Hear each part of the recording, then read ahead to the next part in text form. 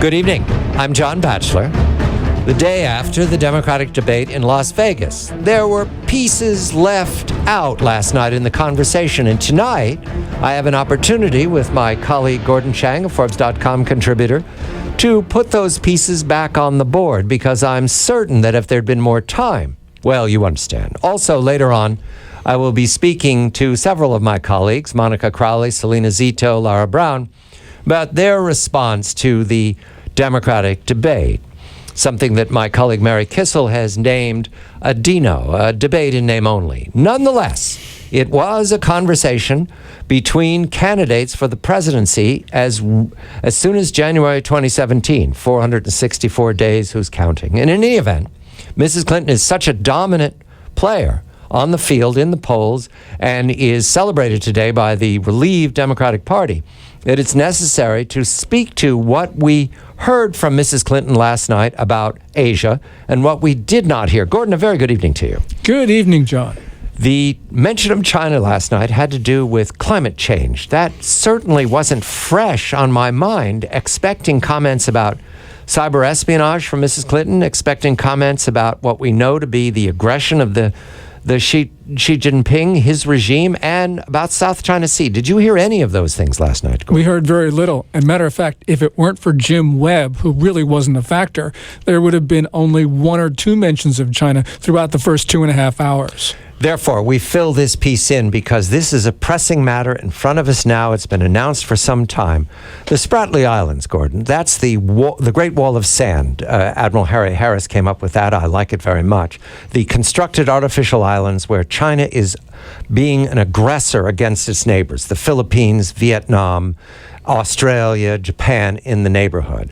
The Navy's announced an operation called a Freedom of Navigation operation to sail within the 12-mile limit.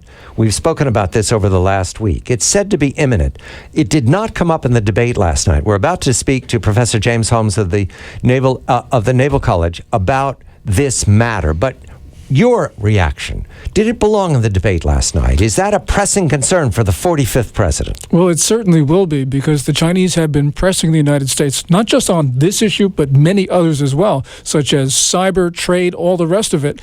And at some point, the United States is going to have to push back on all fronts, including the South China Sea. We welcome Professor James Holmes, a professor of strategy at the Naval War College and a former surface warfare officer, which is at hand. Because the announcement, much repeated these last days, is that the U.S. Navy has sought permission from the White House for a freedom of navigation operations in the, or around or near to the Spratlys. James, a very good evening to you. Thank you for this. What does it mean, a freedom of navigation operation? Why would we do this? What do we hope to achieve? Good evening. Hey, John. Hey, Gordon. It's pretty straightforward. We're basically having a dialogue with China about what the nature of basically the international law of the sea is in the South China Sea. They seem to be saying that having constructed artificial islands from these submerged or in some cases rocks that stick above the water, above the surface of the sea at high tide, they're simply saying that they can modify international laws so that they can claim a 12-mile territorial sea around those features. And essentially, the United States, by sending a ship within 12 miles and exercising its rights under the law of the sea, is basically denying that. And so essentially we're seeing a dialogue play out in the form of ships going within a certain amount of distance of these features. Jim, in the end of July, Politico reported that the White House was not permitting the Navy to conduct a freedom of navigation operation. And now it appears that there will be such an operation. What changed in the last couple months that now the White House is willing to go forward with this? Well, Gordon, I think that it's just become obvious that China is serious about what it has been saying about the South China Sea for a long time. I mean, the standard Chinese talking points going back at least 5 years to when Secretary Clinton, whom you all led off with, when she made the point that the United States has a national interest in freedom of the sea in the South China Sea. But China's position has been that it enjoys indisputable sovereignty over the South China Sea. If you know anything about, if you've ever had International Relations 101, you know that the concept of sovereignty means nothing if not physical control over the territory within certain lines on the map. So that's really what the bone of contention is about that. And I think that the administration is starting to see that China really means what it says. It means that when it says that it actually owns the sea. Freedom of navigation operations, plural. Is that significant whether it is or is not a repeated exercise, Professor? I think so. I worked freedom of navigation at the State Department in the late Clinton presidency, and it was usually an uncontroversial thing because some nations, such as Libya, which claimed the Gulf of Sidra, they never actually gave up on that claim. So once in a while, we would send a ship within the Gulf of Sidra just to show, again, to have that dialogue and show that we did not accept that excessive claim. But China is really trying to put teeth into it by building these islands, by putting airfields on them, by giving itself the military option and the Coast Guard option to try to put teeth into its claims in the South China Sea. I like to quote the strategist Woody Allen, who, as far as I know, said one strategic thing in his entire career, namely that 80% of life is showing up. To that, I would add that the U.S. Navy and also our partners in the region need to not only show up within those waters, but also put in a routine presence, basically show up and stay. Show up, you mean multiple operations, many over time. Oh, absolutely. And I always, if you look at the map and look at where these island claims are, I draw the distinction between the islands that are within the exclusive economic zone of another country. For example, Scarborough Shoal is well within the 200-mile limits of the Philippine Islands, meaning that if China is able to shoo Philippine Coast Guard and Philippine Navy and fishing vessels away from Scarborough Shoal, it's essentially taking those exclusive economic rights from the Philippines. So this is actually a serious thing. It's not just a legal point. It's also a point about the Philippines' ability to make use of those resources, and it's about the livelihoods of Philippine sailors and so on and so forth. Well, it's also about us, because in the beginning of September, 5 Chinese warships sailed within 12 miles of one of the Aleutians, and we did not complain because we said that this was innocent passage, which is permitted under the UN Convention on the Law of the Sea, as well as customary international law. But now that the U.S. Navy wants to sail within 12 miles of one of China's features, they're saying we don't have the right to do this. This is just unbridled arrogance, and eventually the United States is going to have to do something. And I suspect that even if we don't do it now, it's going to have to happen, because otherwise the Chinese are just pushing everybody, including the United States, too far.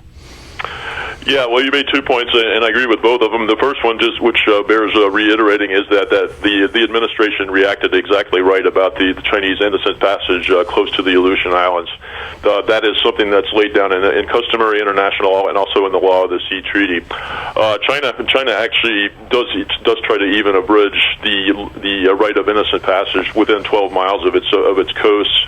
For example, it attached a statement to its accession to the UN Convention on the Law of the Sea Treaty, basically saying that it would require ships to notify it before actually exercising that right. So there's some caveats even regarding that. But again, these artificial islands are not entitled to anything. So they're trying to unilaterally modify international law, which is a very dangerous precedent to set. Professor, there was tough talk, trash talk. South China Morning Post, Gordon, I believed, quoted an unnamed source, a PLA Close to the officer. PLA. Yes. Talking about the 2nd Artillery Corps or drones, some kind of show of force to respond to the U.S. Navy. Your measure of this, does China believe that it can talk the U.S. out of this decision, that it can intimidate the U.S. Navy? Gordon, I think there's a possibility. I mean, we're always talking about hubris as being a strain in human affairs, sort of this outrageous arrogance. It does seem to me that the Chinese, when they talk about the rise and fall of nations, something we've been talking about ever since Paul Kennedy's book, The Rise and Fall of the Great Powers, 25 years ago, they really seem to have a sense of fate. The United States is on the way out, China is on the way up, and therefore they should be able to get their way by making a show of force, by, as you say, by talking tough and by essentially asking us whether it's worth it to us to go in and perhaps suffer losses or suffer humiliation or whatnot in the course of such an operation. And James, the reference to the 2nd Artillery is taken by most people to be a threat to use nuclear weapons against the Navy. James, a threat like that, does that mean we send one ship or do we send a package? I think Gordon, actually the second artillery, I would interpret that as a threat to use anti-ship ballistic missiles, which are conventional anti-ship missiles that are operated by the second artillery. I wouldn't interpret that as a nuclear threat. I don't think they've gone stepped quite that far. But this is a missile which was on parade in Beijing last month. Two variants. Yeah, the carrier killer. Yeah, right. Potentially with a range of up to 2,500 miles from Chinese shorelines from the land. I mean, this is something they don't even have to put the Navy out to sea to potentially use.